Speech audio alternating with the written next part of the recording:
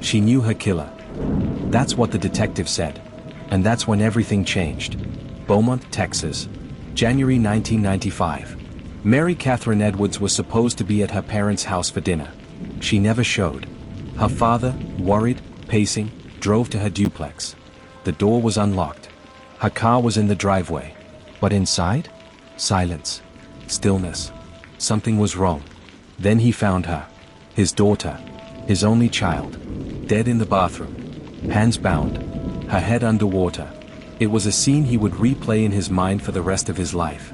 Mary was 31. A middle school teacher. Beloved. Known for her warmth. Her bright smile. Her fierce loyalty to friends and family. No enemies. No dangerous lovers. Just a woman with a big heart and a lot of people who loved her. The case? Immediately, it sent shockwaves through the town. Everyone wanted answers. But none came. The crime scene was clean. Too clean. Whoever did this took their time and knew what they were doing. Police collected evidence. A semen sample. Fingerprints. DNA. But there was no match. Not in their system. Not in any system. And so the case went cold. Jump ahead. 25 years. It's 2020. Technology has changed. But Mary's case remains a black hole. Until one day, a Texas cold case investigator opens her file. And decides not to let it go. She sends the DNA to a private lab. And that's when the past cracks open. Let's rewind. Back in high school, Mary had been a bridesmaid. At a wedding for a childhood friend. The groom? A guy named Andy Gellatley. Clean cut. Well liked. Nothing about him raised red flags. Years later, Andy's name surfaces again. Not in connection to the wedding. But in a completely different case. A sexual assault. In Ohio. Same MO. A woman bound. Sexually assaulted. Left alive, but barely. And the DNA from that case? It matched the DNA from Mary's murder. Suddenly, investigators had a name. Andy Gellatley. A friend. A groom. Someone who hugged Mary at a wedding once. Someone she trusted. Here's where the psychological tension kicks in. Because Andy wasn't a stranger. He wasn't a drifter or a shadowy figure in the night. He was in her orbit. He had smiled at her. He had probably knocked on her door. Walked inside. And she probably let him. Because she knew him. That's the horror. Not that the killer was unknown. But that he was familiar. When police arrested Andy in 2021, he was living a quiet life. Married. Children. A registered nurse. He looked normal. Friendly, even. But beneath the surface? There were cracks. He'd been accused before. Sexual coercion. Assault. He was never convicted. He always found a way to slip through. Until DNA caught up. And now, finally, he was facing justice. But here's where it gets dark. Really dark. When police interviewed Andy, he claimed he didn't know Mary well. Just a classmate. A bridesmaid at his wedding. But here's the inconsistency. Witnesses say he called her that night. Others say he was seen in her neighborhood. And then there's the wedding photo. Buried in Mary's personal photo album. A shot of Andy. Not just with his bride. But standing beside Mary. Smiling. His arm lightly touching hers. This wasn't a distant acquaintance. This was someone she cared about. Trusted enough to invite into her inner world. The more investigators dug, the more uneasy things became. Andy had a pattern. He liked control. He liked his victims vulnerable. He liked to keep up appearances. But inside? He was cold. Calculating. Predatory. A man with two lives. One for the world. And one in the shadows. Now let's go back to the crime scene. Detectives re-reviewed the photos. The bindings. The position of the body. It was staged. Deliberate. Not a panic crime. Not spur of the moment. The way the bathroom was cleaned, almost obsessively. The way Mary's jewelry was left untouched. The way her hands were bound with nylon tights, not hers. And one more thing. The tub was filled after she was dead. Why? Why kill her? Then wash her? What was he trying to erase? Or was it a signature? A ritual? The answers don't come easy. But the pattern starts to take shape. And then comes the twist. Because just as prosecutors begin building the case against Andy, a second cold case pops up. Different state. Different victim. Same method. A woman assaulted in her home. Hands bound with nylon. DNA never matched, until now. It's Andy. Again. Now, investigators fear this wasn't a one-time thing. It wasn't about Mary. It was about control. About dominance. About the thrill of hiding in plain sight. And now? They're wondering. How many other women were there? Andy says nothing. He won't explain why he did it. Won't explain what happened that night. Won't even acknowledge Mary's name. But the silence is its own confession. Because monsters don't need to roar. Sometimes they whisper. Or they smile. Or they stand beside you in a wedding photo. Mary's parents waited 26 years for answers. And when the DNA results finally landed, her father broke down. I knew she didn't let a stranger in, he said. She knew him. That's what makes it worse. But this isn't the end. Because right as the trial begins, another file lands on the prosecutor's desk. A third woman. Same timeline. Same MO. But this time, the details don't fit. Because Andy wasn't in town that day. He had an alibi. A rock-solid one. So if it wasn't him, was someone else involved? A copycat? An accomplice? Or worse? Was Andy part of something bigger? They called it a dead file. A binder collecting dust in a Beaumont evidence room. Mary Catherine Edwards. 31 years old. Murdered in her home. January 1995. Everything about the case screamed personal. Intimate. But nothing made sense. They had DNA. They had fingerprints. But they didn't have a match. And so, for 2 decades, it's Saturday. Frozen in time. Haunting detectives who couldn't forget her face. Every few years, someone reopened the file. Checked the system. Nothing. By 2015, most had given up. Most, but not all. Detective Susan Richardson never let go. She kept the file on her desk. Even when she changed departments. Even when people told her to move on. She didn't. She said, "The DNA was our ghost. I knew if we kept pushing, it would speak." In 2016, something new hit the field. Forensic genealogy. A way to trace suspects not by direct matches, but by their relatives. The idea? Upload unknown DNA to public ancestry databases. If even a second cousin uploaded their data, it could be the key. February 2020. The match lands. A family tree. Built backwards from a distant cousin's profile. The branches narrow. 2 brothers. One of them is Andy Gellatley. Born and raised in Beaumont. Graduated from the same high school as Mary. Went to college in Ohio. Married. 3 kids. Registered nurse. The image was clean. Too clean. Investigators dig deeper. And find a record buried in Ohio. 1996.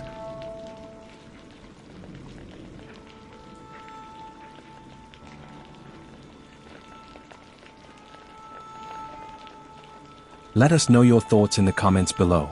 And if this story shocked you, like and subscribe to True Crime Series for more cases that expose the darkest corners of human nature.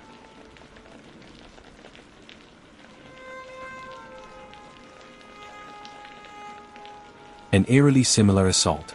A woman bound. Sexually assaulted. DNA collected. Back then, it didn't match anything. But now? It matched Mary's case. And matched Andy. Shock isn't a big enough word. Andy wasn't some drifter. He wasn't a serial killer crossing state lines. He was local. Known. He stood in wedding photos beside Mary. And now? He was the monster. Before she was a headline. Before she was a case file. Mary was a daughter. A teacher. A friend. Her students adored her. Her laugh, infectious. Her classroom, a safe haven. Every holiday, she brought in handmade cards. Every birthday, she sang, off-key but full of joy. She was the kind of teacher who remembered your dog's name, said one student. She trusted people easily. Believed in giving people second chances. And that openness? That's what everyone kept circling back to. Because when Andy knocked on her door that night, she probably let him in. The last time anyone saw her alive was a Friday night. She'd called a friend. Seemed cheerful. Talked about grading papers. Nothing strange. The next day, she didn't show up for dinner with her parents. When her father found her. In the bathroom, drowned, bound, left like a discarded object. He screamed so loud a neighbor called the cops. He never forgave himself. She let him in, he said. And I wasn't there to stop it.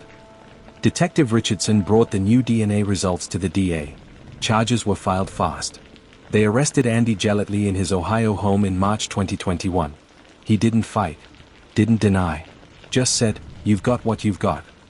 In his garage, they found ropes, gloves, old journals, cryptic, dark. He'd written in one, "I thought I could bury it, but it follows me."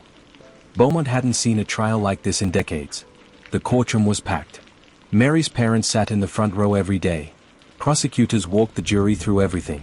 The DNA, the journals, the match to the old Ohio assault. But something stuck with the jury more than anything. The photo. Andy and Mary, smiling, side by side, their arms touching. "You don't kill someone you just sort of know," the prosecutor said. This was someone she trusted. As the trial neared its end, the defense made a bold move. They said Andy wasn't acting alone. They named another man. A name no one had heard before in connection to Mary's case. Trevor Kincaid. Another classmate. Background check? No criminal record. But what they found next? Shocking. Why hadn't Trevor ever come up? Why did no one remember him well? Because he wasn't loud. He wasn't weird. He was nice. Polite. Invisible. The myth of the nice guy was cracked wide open. This case wasn't just about one predator. It was about the illusion of safety. The lie we tell ourselves. He seems normal. He wouldn't do that. But that's the danger. The monster wears khakis. He helps you move. He babysits your dog. He walks among you. The same forensic genealogy that nailed Andy? It was now being used to trace Trevor. And this time, something shocking. He had no direct match, but partial markers from multiple crime scenes. 2 in Texas, 1 in Arkansas. None had ever been linked, until now. All involved women. All found bound. All left to die. Only one survived. And she just came forward. Her name is being protected. But her story? It's chilling. She was attacked in 1994, just 6 months before Mary's murder. She survived by pretending to be unconscious. She never saw his full face. But she remembered something. A scar across his right forearm. A slight limp. She described it in her police report. Now, investigators found an old injury report from 1992. Trevor Kincaid. Right forearm. Surgery. A perfect match. And then? One final twist. Phone records from Mary's landline. Calls placed the night of her death. One at 9:43 p.m. Lasted 2 minutes. To Andy's number. But another? At 11:21 p.m. To an unlisted number. Who owned it? Trevor Kincaid. So the question shifts again. Not who killed Mary, but how many were there? Andy's trial ends in conviction. Life without parole. But Trevor? Is nowhere to be found. A warrant is issued. The media explodes. Mary's parents sit through another press conference. Another name. Another man they may have smiled at, once. And Detective Richardson? She stares at an old yearbook photo. 2 boys. One on each side of Mary. Both smiling. Both monsters. She was found in the bathroom. Hands bound with duct tape. Slumped in her tub, fully clothed. The water was still running. Beaumont, Texas. January 1995. Mary Catherine Edwards, teacher, daughter, friend. 31 years old. She never showed up for a wedding she was supposed to be in. Family called. No answer. Police arrived. The door was unlocked. Inside, it was quiet. Too quiet. They walked in, and found her. Lifeless. Murdered. This was the kind of woman who brought cupcakes to class just because. Who tutored students after hours. Who never forgot a birthday. And now she was gone. But who would do this to her? And why? There were no signs of forced entry. No robbery. No defensive wounds. That meant she knew her killer. She let him in. Detectives tore the scene apart. They found DNA. Semen. It was swabbed, stored, tested. But, nothing. No matching CODIS. Not even close. Over the years, detectives ran it again. 2001, 2007. 2011. Still nothing. Each test, another gut punch. The same DNA. The same dead end. And the case grew cold. Not forgotten, but frozen in frustration. 20 years. Mary's parents never gave up. They called every year. Any progress? The answer was always the same. Not yet. Enter forensic genealogy. A revolution. The process? Brutal in its complexity, beautiful in its results. You upload the unknown DNA to public ancestry sites. You look for relatives. You build family trees backward, then forward. You stalk the past to catch the present. In 2019, detectives finally had a name. Andy Gellatley. Viewers, brace yourselves. This wasn't just a stranger. This was someone from her past. Someone who once walked her school hallways. Someone she probably trusted. And here's the kicker. Andy Gellatley had a criminal record. He was arrested in 2014, Oregon, after holding a woman captive, sexually assaulting her for hours. That woman survived. And when police took Andy's DNA, they uploaded it to CODIS. It sat there, waiting to collide with Mary's. And it finally did. Boom. Match. Andy wasn't just a classmate. He knew Mary. They weren't close. But they weren't strangers either. He was charming. Funny. But sometimes, off. That kid who was a little too into dark jokes. Who liked pushing boundaries. Mary was sweet. Empathetic. The kind of person who saw the best in everyone. She likely wouldn't have thought twice if Andy knocked on her door that night. And that's the horror of it. She let him in. Andy had moved to Ohio shortly after her murder. Clean record. Married. Kids. Then in 2014, out of nowhere, he attacks a woman in his home. A carbon copy of Mary's case. Tied up. Sexually assaulted. Held hostage. She escaped. And Andy went to prison. It was this arrest that finally cracked Mary's case. DNA from 1995 matched DNA from 2014. Game over, right? Not quite.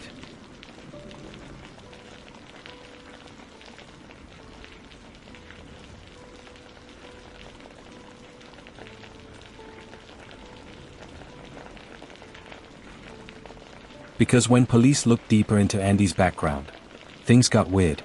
First, the timeline. Police originally believed Mary was killed on January 14, 1995. But Andy had an alibi. He told investigators he was out of state until the 15th. Plane tickets. Receipts. At first, it checked out. But then, one detective noticed something. The timestamps. Andy's flight didn't land until 3 p.m. on the 15th. But Mary was already dead by then. Medical examiners had ruled time of death at least a day earlier. Suddenly, the receipts that cleared him did the opposite. They proved opportunity. Second, the handwriting. Mary's journal was open on her kitchen counter. One final entry. A name scribbled in the margin. Barely legible. It looked like AG. Handwriting analysts compared it to Andy's old yearbook signature. The curvature of the G. The swoop on the A. It was a match. That note?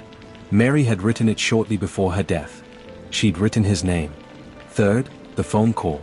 Neighbors reported hearing a loud argument the night of the murder. Around 9 p.m. A man's voice. Then silence. Mary had called someone that night. The number dialed was out of service. But records showed the last 4 digits, 3487. Andy's old Beaumont number? It ended in 3487. Here's where the story explodes. As investigators prepared for trial, they re-examined evidence from Andy's 2014 arrest. The woman he attacked had described photos, dozens of them. Photos of other women. Polaroids. Some appeared drugged. Unconscious. Posed. At the time, police thought he was just a voyeur. But now, one photo caught their eye. The woman in it? Blonde. Wearing a blue blouse. Hands bound with silver duct tape. She looked a lot like Mary. Facial comparison software confirmed a chilling likelihood. It was her. Which meant Andy had taken a trophy. He'd kept it for 19 years. That wasn't impulse. That was pathology. That's when we knew this wasn't his only crime. Mary might have been his first, but she wasn't the last. And we may not know the full body count. Andy was extradited to Texas. Charged with capital murder. The trial made national headlines. Mary's parents sat in the front row. No deals. No bargains. Just justice. In 2022, Andy Gellatley was found guilty. Sentenced to life in prison without parole. Mary's family wept. Not in celebration, but in release. 27 years. Finally, an answer. While going through Andy's old storage unit, police found something. A notebook. Inside, coded entries. Names. Dates. Locations. Some were places Andy had lived. Others, completely unfamiliar. One entry read, April 1993, Beaumont, B, clean. Moved quick. Another. June 1996, New Mexico, H, lost camera. And this one. July 2010, Dallas, K, never ID'd. There were 9 such entries. None matched Mary. None matched the 2014 survivor. That's 9 possible victims. And police don't know who they are. Yet. In our next episode, we'll follow the trail of these cryptic entries. Who was K? What happened in New Mexico? And what do the initials mean? We'll dig into possible connections. Speak with families of missing women. And uncover the full scope of Andy Gellatley's crimes. Because the truth is, Mary's murder was never random. It was the beginning. And this case? It's far from over. Subscribe for more and hit the notification bell. This rabbit hole is only getting deeper. It's been 25 years since beloved schoolteacher Mary Edwards was found brutally murdered in her quiet suburban home. Hands bound. Throat slit. No forced entry.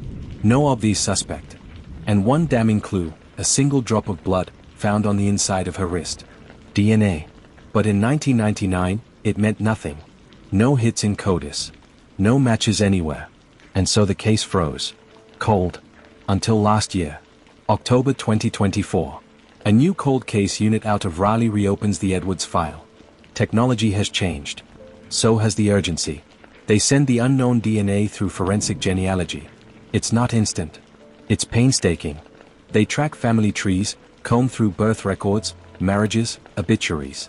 The search narrows. And then, a hit. But not from the person they expect. Not from someone new. Not even a stranger. It comes from someone in Mary's world. Someone close. Cut to stylized infographic animation. We see how investigators used Y-DNA markers to trace the suspect's paternal line. Names and branches on a family tree flicker into focus. The name at the end of that branch? Andy Gellatley. At first, the name doesn't ring alarm bells. He was a former student of Mary's. Quiet. Polite. Never caused trouble. But there's a gap in his records. After 2001, Andy vanishes from the system. No criminal record. No social media. No address.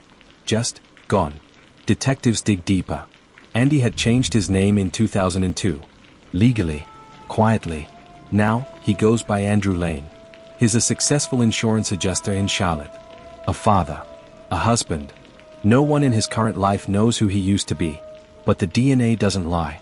Andy Gellatley was at the scene. Cue silence. Just the sound of a pen clicking as the lead detective processes the match. No reenactment. Just a voiceover. After all these years, we had a name. A real name.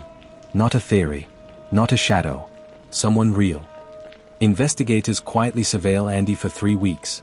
They follow him to a gym, a PTA meeting, his daughter's soccer game. Finally, when he tosses a used water bottle into a trash can, they grab it. DNA match. 100%. Game over.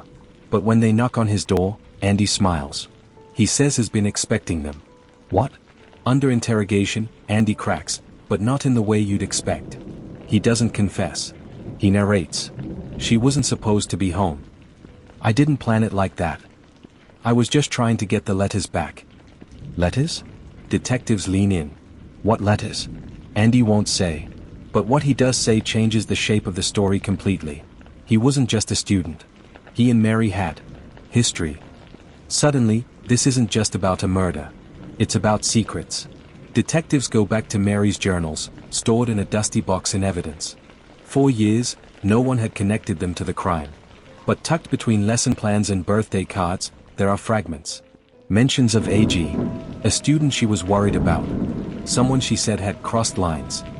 Was Mary being harassed? There's no hard evidence. But then they find something that doesn't fit. A note, unsigned, written in teenage scroll. If I can't have you, no one will. Back in 1999, this might have seemed like an idle threat. A creepy prank. But in 2024, it's a confession in plain sight. Cut to Mary's father. His voice is steady, but his eyes are red. She was a bright light. Everyone saw it. But even lights have shadows behind them, don't they? Uncut. Uninterrupted. They say time heals. But it just hides the wound. Andy is arrested. Charged with first-degree murder. He pleads not guilty. But the evidence is overwhelming. DNA. The note.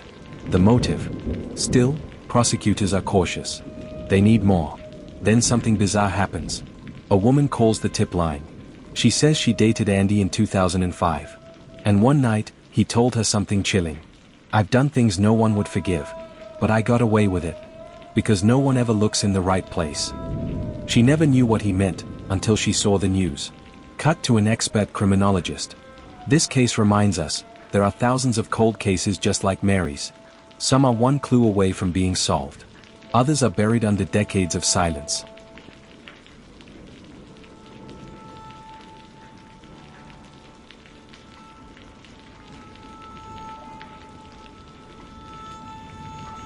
Infographics flash. 250,000 plus unsolved murders in the US. Or only 1 in 5 ever get solved. Then a photo of Mary. Smiling. Full of life. Frozen in time. Andy's trial is set for September. But just when prosecutors feel they've got the full story, another twist. 3 weeks ago, a retired detective called the DA's office. He says he has a box. Unopened. Stored in his attic since 2000. Inside? A videotape. They digitize it. Grainy. Low res. It's Mary. At her desk. Alone. Talking to the camera. She's scared. If something happens to me, I want people to know I was afraid. I think someone's watching me. She never says who. But she whispers a name, barely audible. David. Not Andy. David. Investigators freeze frame. In hearts. Replay. Who is David? No one by that name was in the original suspect pool. Not in Mary's life, as far as they knew. Until now. Who is David? Why did Mary record that video? And what didn't Andy confess to? Because the truth is, we may have only scratched the surface. And someone else may still be watching. Subscribe to the True Crime series and turn on notifications so you're the first to know when we release it. Like, share, and comment if you believe Mary deserves full justice. Let's keep the pressure on. Because in this case, silence is not the end. It's the next clue.